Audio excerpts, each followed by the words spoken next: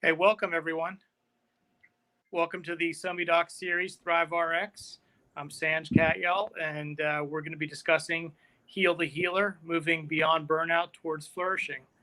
This is the rest of the Thrive RX team. We're a group of 4 practicing physicians who have various expertise in all aspects of physician well-being, and we're here on SemiDocs to produce a short mini series of a course, Thrive RX, that we hope you'll get something out of. So before we get into this week's questions, which by the way are asked of us by physician colleagues, and so we've gathered them, we've broken them into 4 discrete themes. This is the third of 4 sessions today, and today's session is going to be talking about professional success. Before we get started, let's introduce the rest of the team. Jordan. Hi, I'm Jordan Feingold. I am a 4th-year medical student, emerging psychiatry resident, and positive psychology practitioner. Delighted to be here with you today. Great. Paul? Hi, I'm Paul Frampus. I'm a practicing emergency physician, medical director of patient safety at a large academic medical center. Oh. I can hear you just fine. Okay, great. Paul Frampus, I'm a practicing emergency physician, medical director of patient safety at a large academic health center, and I do a lot of work in communications training and teamwork around the world. Glad to be here. Okay, Keaton. Hi, everybody. I'm Keaton Kulkarni. I'm a pediatric oncologist, a clinician researcher, and an entrepreneur, and my specific interests are leadership, success, and finance. I'm very glad to be here. Great. Well, welcome everybody. I'm glad everybody's here today. Let's get on with this week's question.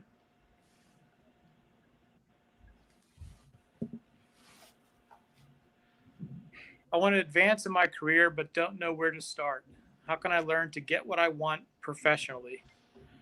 This is a great question. I think something we all struggle with from the time we're in medical school all the way up through seasoned attendings. I know that many of my physician colleagues still, ask me these questions, and we have discussions pretty much every week about this. So this is a very good topic, and I'm excited to hear what the rest of us have to say. Paul, you want to kick this off? Absolutely. I think it's a great question, and I think it's one that hopefully people ask at various stages of their career to figure out where they want to go. Because I think that, as we talked about in the rest of the course, all of these things are interconnected. It's quite important that the advancing in your career and advancing in your job is tied to your personal goals as well, so that you end up with a complete fulfillment that respects professional boundaries, your home boundaries, your family boundaries, and so on. I think that one of the important things that I would recommend to start with, no matter what stage of the career you're at, is to find a mentor and find a sounding board to help you with these goals. And make sure that there's a balance of your goals that are reflecting where you think you want to climb on the ladder, what you're trying to achieve, but also tied back to how you want to flourish in your life. And that intersection of personal, professional, self-wellness, and taking care of yourself. Because as we've articulated in these series and in the course in the past, physicians tend to be that type A, high thriving, climb every ladder. And if I see another rung, I'm going to take it because that's my personality. I want to get up there. And then when you're up there, you find out that you're not happy, or it wasn't all that it was cut out to be, or that you normalize this experience of the next advancement to the point where it doesn't bring you fulfillment or joy and meaning in your professional life anymore. So I think that being realistic with your goals is the first step. But I think part of that is establishing and finding a mentor that understands you, understands your goals and how you've taken on life so far, and help you work towards it into the future. That's where I'd begin. I have some more thoughts as we move the discussion along, but I wonder who else might have some ideas. I'm sure Keaton has a few. Yeah, I think so. I was just going to chime in there once you were done. So, another way I like to look at it is that, first we probably need to understand who we are, try to understand what our goals clearly are, really know what our strengths are, know our core values, and really try to define and spend time, either with your near and dear or your mentor, or a combination of those, to really identify what your end goals are. I think most of us as driven physicians are very achievement centered, and wanting to help the patients, wanting to publish the paper, wanting to advance the career, making more money, achieving all the traditional goals. But you know that could be just part of the journey, and without really a good picture of what the end goals are, it's probably very difficult to achieve that fulfillment. And then the second part of that is really understanding the framework of success, and really understanding what true success means, because traditionally we've been taught that personal achievement equals success. And we know a lot of senior physicians, very accomplished researchers, they say, oh, it's not worth it, the academia is not worth it. Oh my God, I spent 90 hours a week all my life working, and that's not what I wanted to be. This is not where I wanted to be. So really, having a good framework for understanding success and leadership and finances is really, really crucial. I think the way I see it is that these are pieces of the puzzle, and you all of those are crucial pieces. So if you're missing one of the key pieces, it doesn't work. It's not going to look good. And it's we are so lost in comparing Dr. A with Dr. B, and that specialty making more money than the other one, and this and that. But I think each of our puzzles is different, so it's really not comparable to one another. So just that sort of understanding, and if we can really develop that framework for ourselves, that could give us a lot of insight into how we should look at this issue. Yeah, and I tend to think that these things vary over time.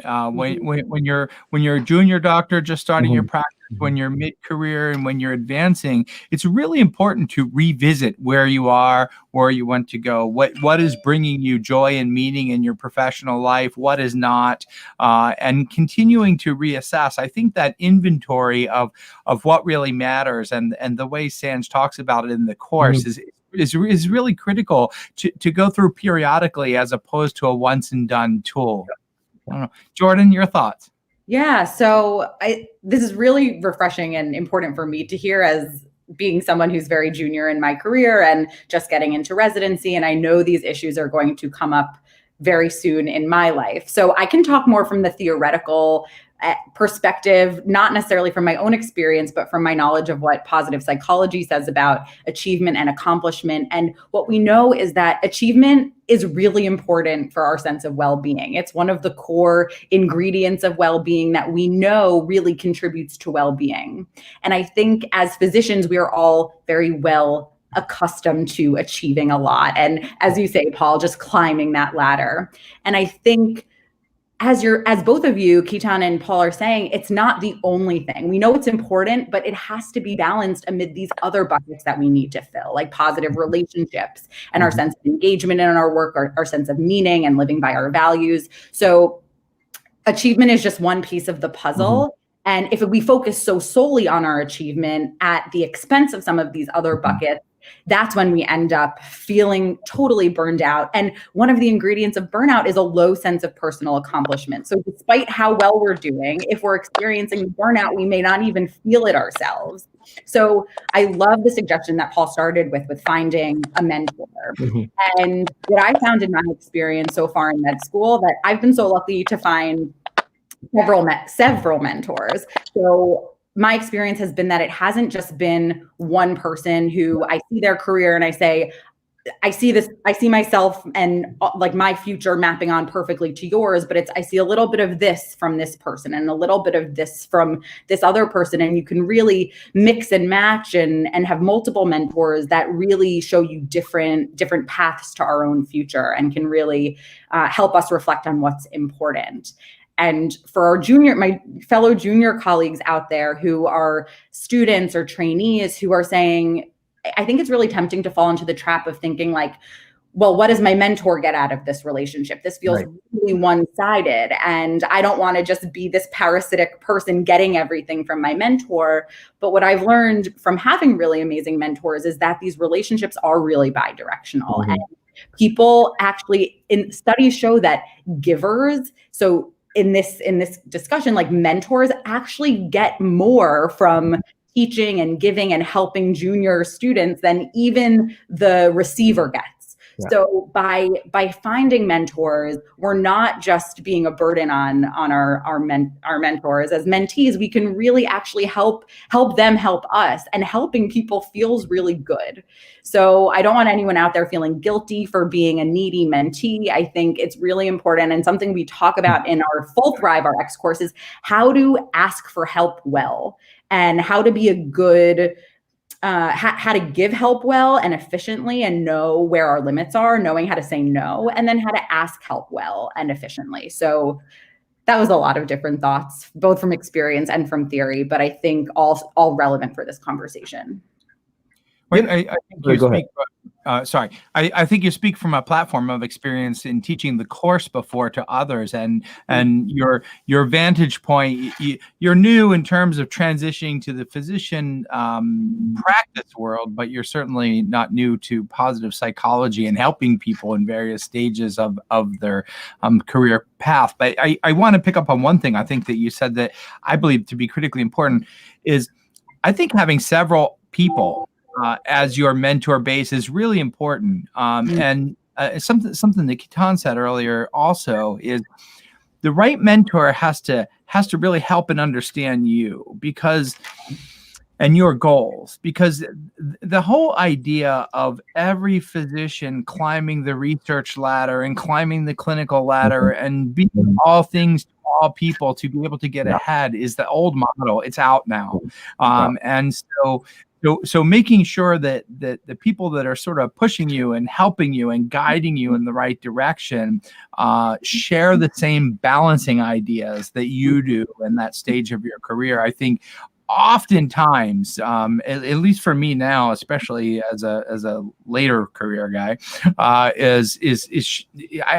need several people to bounce things off of, because as you said very importantly, Jordan, is you are not trying to become your mentor. You're trying to find some guidance and some way forward through your mentor.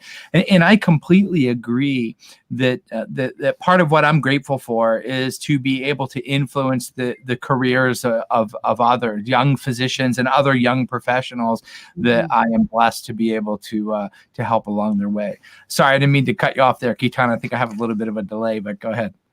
Oh, no, not at all. I think those thoughts were excellent.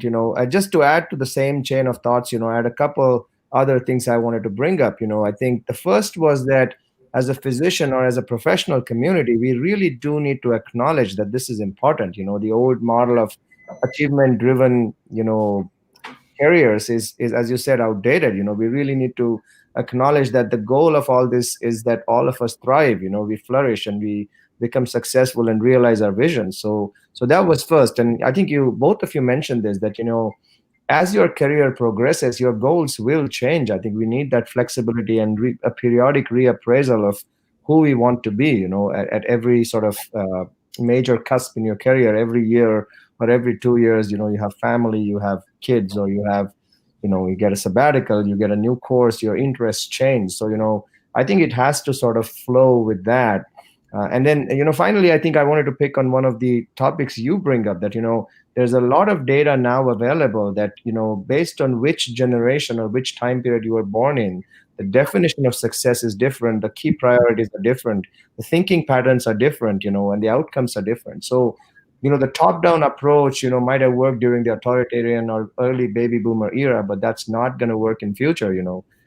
We have the millennials dominating all professions now for the foreseeable future, because that's the largest sort of professional population around. So, there's going to be some major shifts in what people are going to do and expect and contribute. And, we have to be aware of these differences and really build that, as a leader, physicians are leaders in different capacities. So as a leader, you have to understand those differences and really master those skills that, what you may think is the ultimate truth may be diametrically opposite to what somebody else may think, and we have to have that fluidity. So just a few more thoughts. Maybe I'm doing a little tangential, but I thought those were kind of important points. Totally agree.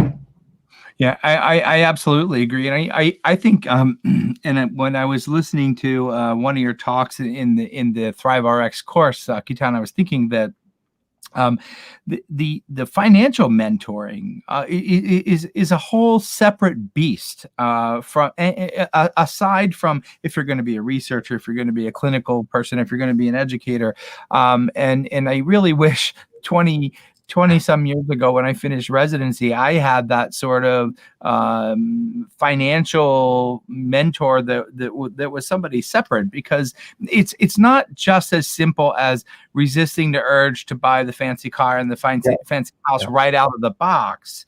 It's about beginning that planning as your income sort of takes that exponential growth that allows you to be successful for the future. And I think it's tied in with it's tied in with your sense of being, and it helps you stay off of that proverbial gerbil wheel of running. If you can avoid critical mistakes at the very beginning. And oftentimes, quite frankly, it's people. You're a unique guy, Kitan, because you have so much expertise in actual finance and financial planning and that area. But oftentimes that's found outside the physician community. But I think early career people don't always feel the need to engage in that type of advice from the very beginning. And I think that can be put people on the runway to success to evaluate that right at the beginning.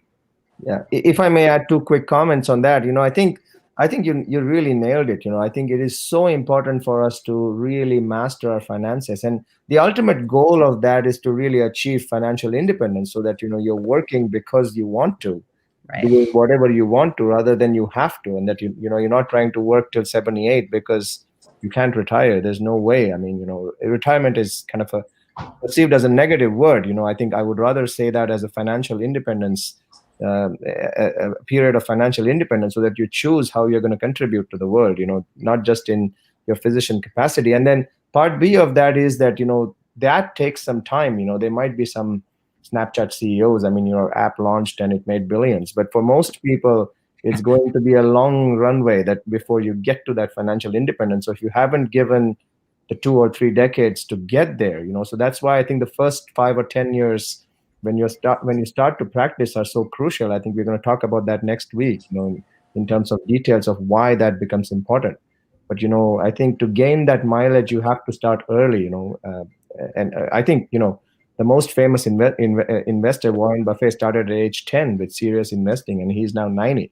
So he's got 80 years on investing under his belt. So nothing beats that. You couldn't possibly beat that. I have about 33 years until I'm 90, so maybe I can just meet up with Warren and start planning and get things moving along in a way. The other thing I was going to say that I held back on at the beginning, I'm glad to see Sanja's back. I think there were some technical difficulties that looks like we've overcome, but is focusing on the goals and being able to sort of appreciate what your focus is and kind of start to block other things out. And this is more advice to the younger physician that's just entering the workforce, because particularly people that are in and around the academic area or the quasi-academic area, there's always so many things to say yes to. And young physicians have difficulty saying no. And I think that part of the empowerment to say no to the things that are tangential to your career is empowered by having a mentor that understands that, helps guide you in that direction, because there are so many distractions, particularly at the beginning, when you don't feel as comfortable with declining the opportunity that is being passed away. And I think that can derail careers early on to the point where you start feeling overwhelmed all the time, swimming upstream all the time, just trying to catch up. And then that just becomes an unpleasant sort of force that consumes your life. Mhm. Sandra, I definitely want to hear from you, but I just want to say, Paul, that resonates so wholeheartedly, and I totally feel that. Yeah, sorry guys, I had some Wi-Fi issues, but two quick comments that I wanted to make on what you guys said. One is everything in these modules or aspects of flourishing are synergistic with each other, right? So personal well-being improves our ability for professional fulfillment, dealing with administrators, making the necessary changes that we all know need to be made in our hospitals, asking for what we want out of our jobs. But one of the key points that you made, financial independence or on the way to financial independence, I think is really key, because most of the negotiation is if you have something on the line or if you have a fear of consequences, you are not going to be natural, you're not going to be free, and you're not going to be optimally performing in asking for what you want and crafting the career or life that you want. And part of being able to do that is not having everything on the line in terms of living paycheck to paycheck or being tied to a job that you don't necessarily want to do. And that's a recipe I think that many physicians find themselves in now. So the earlier you can get to that, and I think that's why we have an entire module on financial independence and mini finance MBA, because it's so important. The other thing that Paul said, which is another excellent point, is figure out what key drivers are most responsible for your success at whatever level you're in, whatever stage of career you're in. It may be different from Jordan's perspective as it is from Paul or Keaton's perspective. But there's only 3 to 5 things that if you do really well are going to catapult your success in that stage. And the key is to, and really the underlying theme of the entire course is to cultivate attention to things that matter, and figuring out what matters professionally, personally, financially, and in terms of your success at work are really all that's necessary. And I think we've all learned a lot of hard-fought lessons around that. But I think that's something, the 80-20 principle, which we go into. There's a minority of inputs that you do that produce a majority of outputs. So what are the 20% that you can do at work that will cause massive amounts of success? And then just leverage, double down on those 20%. Go 80% of those 20%. It's just it's a very powerful amplifying effect. So. Yeah, and I think I just wanted to pick on that very point. I mean, the Pareto principle is so powerful, and yet it is so difficult to say no to the remainder of the 80% that we're all sort of, we've all been at fault, for diluting all that stuff and really focusing on stuff that didn't matter in the end. And, having that sort of key vision or key focus of what it is that you really want can narrow that down and keep us within that sort of focus area.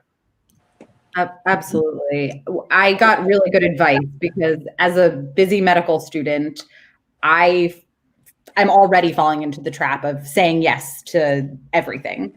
And Dr. Gail Gazelle, who's actually a full-time physician coach and a colleague of ours, we were both giving keynotes at a conference about a year ago. And she said, Jordan, remember, when you're saying yes to something, you're also saying no to something. So every time you say yes to something, what are you actually saying no to? Whether it's time to just chill and be, with yourself and decompress. And I think part of what drives people like me to say yes is passion, which is a great thing. And it's also a lot of shoulding. I should do this. I should be doing this. And really, I think we need to learn, and I'm getting a little bit better at this as I get a bit older and as time goes on, that why should we? By whose value should we be doing this? And it's a big trap we fall into. So I really appreciate having this conversation to reinforce there are only so many things that we can do, what yields the most value and what's in line with our values and sense of purpose.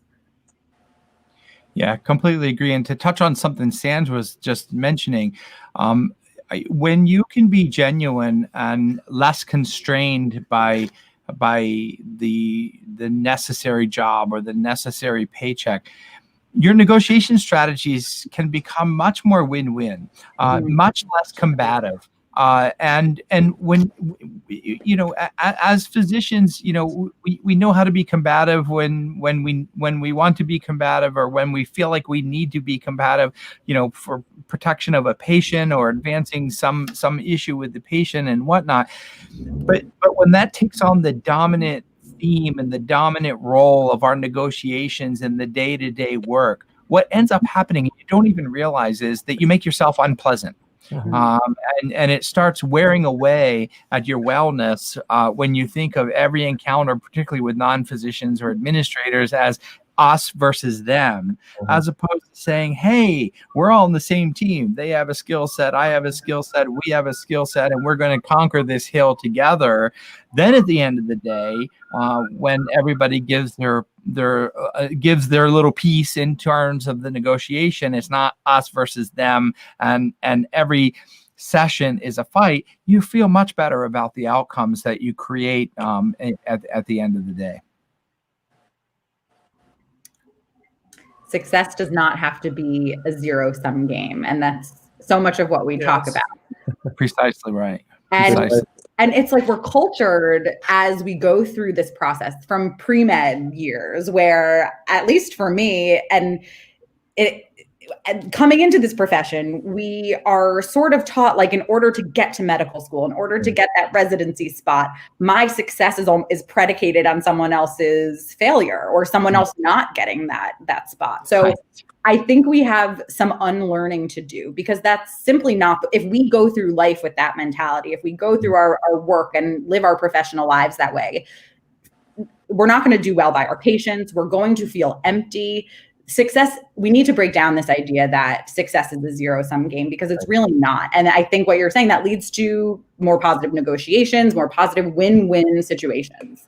Yeah. And I think that you feel better. It's easier to flourish when you feel better about your relationships that you talk about in the course, Jordan, extensively, and how you create those relationships, how you use those relationships to tie together to your personal fulfillment, your professional fulfillment. It's all really is truly tied together. So we have a minute or two left. Is there any final comments?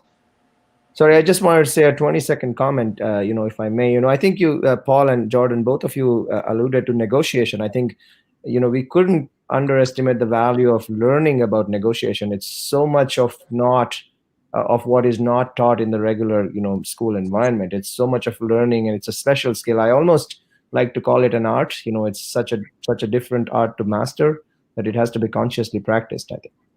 Yeah, agreed. Can I just add one quick thing at the end?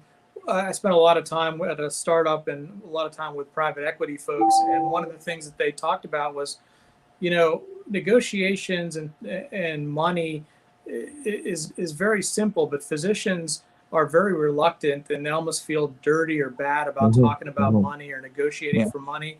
And one thing that I've learned, and it always stuck with me, is it's just money. Let's just deal with it, get it off the table, and get to the important stuff.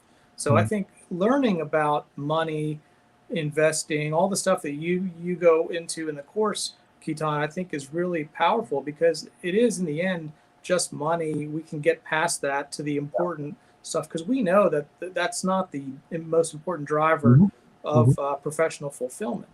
I mean, physicians in general all make enough money. It's what they have to do to get that paycheck that really makes the difference. Yeah, I agree. I mean, if I may just add a 10-second comment there, it's truly, as you said, it's a means goal. It's not an end goal in itself. So, I think many people find that difficult to distinguish. It's a great way to describe it. And I think that's the topic for next week, right? On our final episode of this series that SomiDocs has been so kind to let us put together for talking about physician flourishing and how we think that ThriveRx can be a good component of that. Well, with that, we will thank everybody and see everybody next week, same time and same day. Thank you. All right. Sounds good. You guys.